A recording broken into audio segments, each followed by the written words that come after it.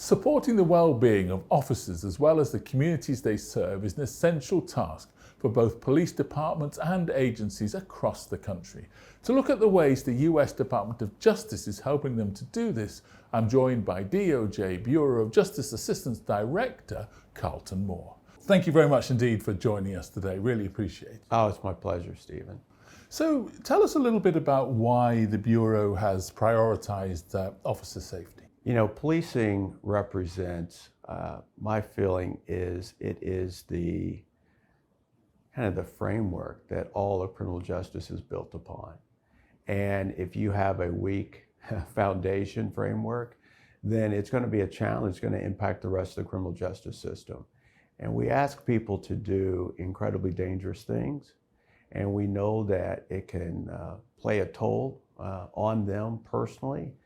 And so we feel like it's really our responsibility to make sure that we are taking care of them both physically and their mental well-being as well. Now, I know you're actively involved on a lot of fronts with supporting law enforcement, but talk us through the resiliency training that you offer. So resiliency, you know, that plays a key role in how anyone going through stressful situations can deal with those.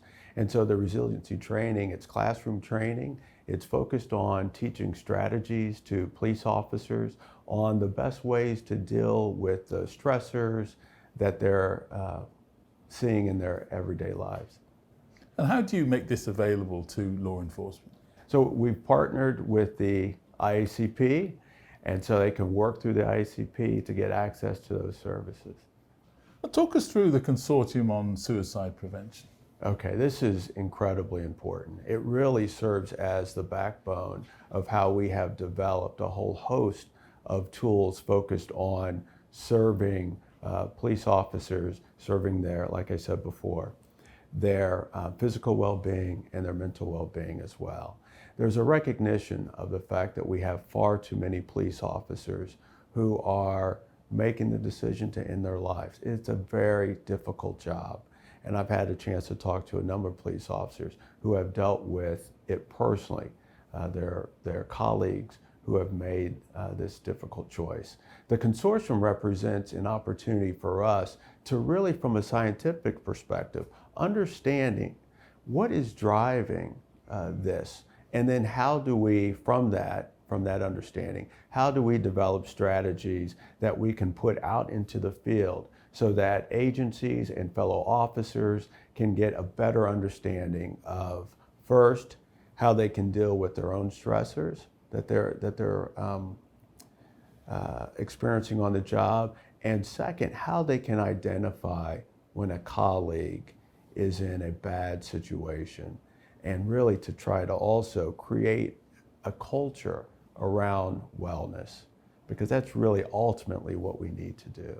One of the things we picked up on this week, and it's such an interesting point that you make, and one of the things that we picked up on this week is the importance of good mental health when it comes to police officers. That very much speaks to the point you just made. Absolutely. It's important. I mean, everything, it's all connected. So, I mean, your physical well-being is so connected to your mental health. And for a long time, that wasn't really a focus of policing organizations.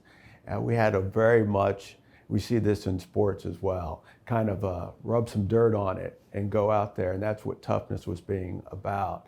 And now I think what we're seeing is the courageous thing, the real courageous thing, is to say, you know what, I need help, or to identify a colleague and say, you know what, my colleague needs help, and then to be able to provide a structure that allows them to get the help that they deserve.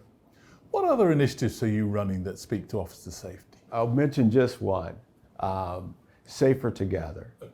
And Safer Together is a recognition that all of us collectively, our wellness and our safety are connected to each other. And every encounter, every single encounter between a police officer and a citizen is an opportunity to leave a good impression with that citizen. And the more and more encounters that we have that go really well, It builds the idea inside the community that, you know what, we are in this together. And maybe I didn't like the ticket that I got, but I had a really good interaction with that police officer.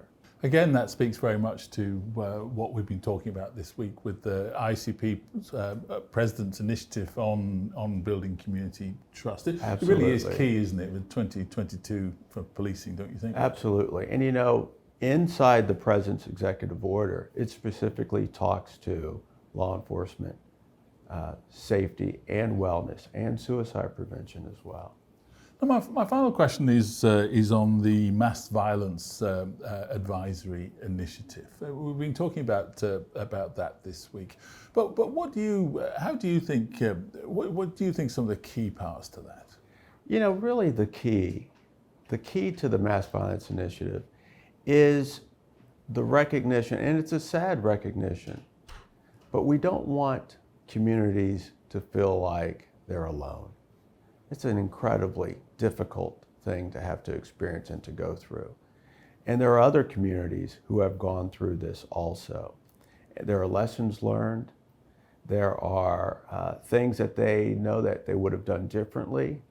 And having the experience of being able to talk to a chief or a communications person or EMTs or community members who have already gone through this. I think in many ways it's just the notion that during the toughest times that you're not alone. And I think that's something that we are really happy to be able to provide to people. It's a difficult thing to go through. But to have to go through it and feel like you're by yourself, we don't want communities to have to experience that. Well, thank you very much indeed for joining us. It's been a real pleasure to talk to you, so thank you. Thank you, Stephen. It's good to be here.